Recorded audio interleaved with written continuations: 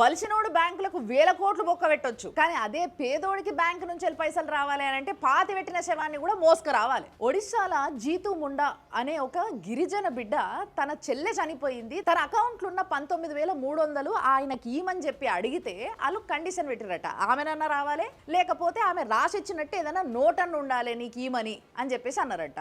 ఆమె చనిపోయింది, ఆమె భర్త ఆమె పిల్లలు ఆమె కంటే ముందే చనిపోయినరు, ఇంకా ఆ సర్నేమ్తో మిగిలింది నేను ఒక్కడనే కాబట్టి నాకు ఇయ్యుండ్రి నాకు అవసరాలు ఉన్నాయి అని ఆయన అడుగుతుంటే కూడా అస్సలు రెస్పాండ్ కాకపోయేసరికి, డబ్బులు ఇవ్వకపోయేసరికి ఇంకేం చేయాలనో అర్థం కాక శ్మశానానికి పోయి 2 నెలల క్రితం పాతి పెట్టిన శవాన్ని తీసుకొని భుజాన్ని వేసుకొని తీసుకుపోయి బ్యాంకులో పెట్టాడు. బ్యాంకుల దగ్గర వేల కోట్ల అప్పులు చేసి ఎగ్గొట్టేటోనికేమో మాఫులు చేస్తారు, అదే ఇట్లాంటి పేదోడికేమో 100 రూల్స్ చెప్తారు. మరి పలానా ఆమె చనిపోయింది, ఈమె అకౌంట్లో ఇన్ని డబ్బులు ఉన్నాయి, మరి ఈమెకు సంబంధించిన వాళ్ళు ఎవరన్నా ఉంటే వాళ్ళు వచ్చి పైసలు తీసుకోండి అని చెప్పేసి ఒక 1 మంత్ 2 మంత్స్ 3 మంత్స్ అనౌన్స్మెంట్ చేసి వదిలేస్తే ఎవరు రాకపోతే ఈయన ఆధార్ కార్డు ఆమె ఆధార్ కార్డు అన్ని మ్యాచ్ అవుతున్నాయా లేదా, ఇంటి పేరు ఫాదర్ నేమ్ అన్ని చూసుకొని ఆయనకి ఇచ్చేస్తే అయిపోతుండే కదా. ఇట్లా పైసలు లేని పేదోళ్ళకి ఎప్పుడు కూడా అన్యాయమే జరుగుతుంది అనడానికి ఇంకో ఎగ్జాంపుల్ కూడా ఉంది. అది మధ్యప్రదేశ్లో జరిగింది.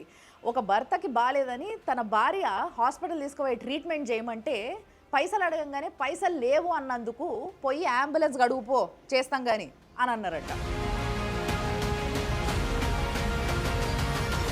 చూసిండ్రు కదా, భర్తకి ట్రీట్మెంట్ జరుగుతుంటే భార్యనేమో ఈడ అడుక్కుంటా కూర్చున్నది. అసలు ప్రజాస్వామ్యం అంటారు కదా, మరి పేదోళ్ళకింత న్యాయం చేయలేని ప్రజాస్వామ్యం ఎందుకు? పైసున్నోడికి పల్లకి పేదోడికి పాడే, ఇదేనా ప్రజాస్వామ్యం?